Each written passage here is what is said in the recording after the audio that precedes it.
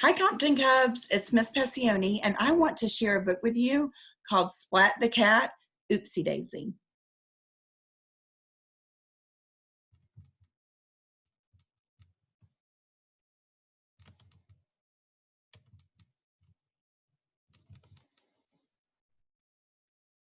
Splat the Cat, Oopsie Daisy.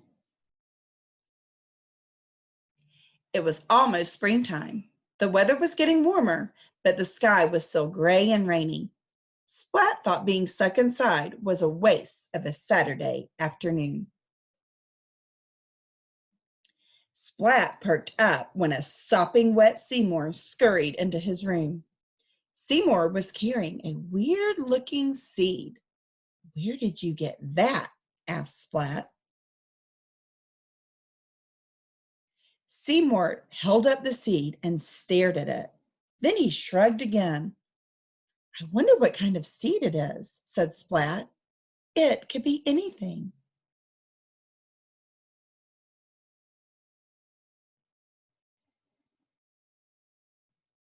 "Well, there's only one way to solve the mystery, Seymour. Let's see if we can make it grow." "I think we need to plant it first," Splat said. "But I've never planted anything before. Do you know how to plant a seed?" Seymour shrugged. "Okay, then let's go to the library to find out," Splat announced. Splat and Seymour walked straight to the library to look for a book about gardening. The only problem was that there was so much information. Splat wanted to grow one seed, not a whole field of corn. After staring at the shelves for a long time, Splat finally asked the librarian.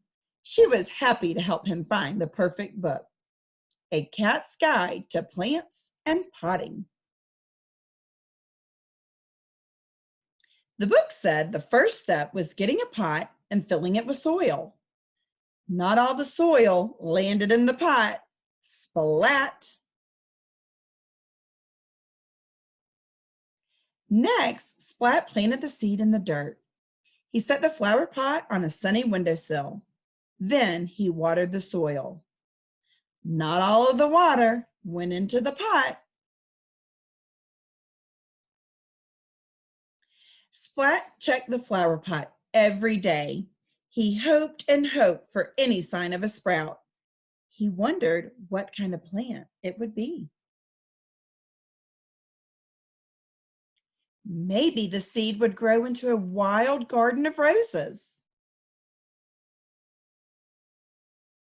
Or maybe the seed would grow into a tree as tall as the sky.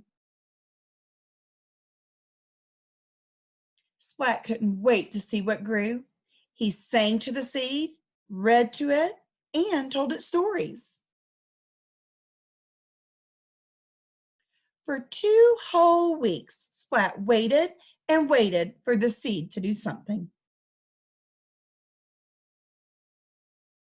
Splat was ready to give up. Maybe the seed would never sprout. Feeling terribly disappointed, he watered the soil one last time, just in case. The dirt in the pot shifted a little when Splat added water.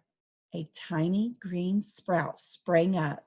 Splat cheered loudly, but quickly shut his mouth. He didn't want to scare the little plant back into the soil.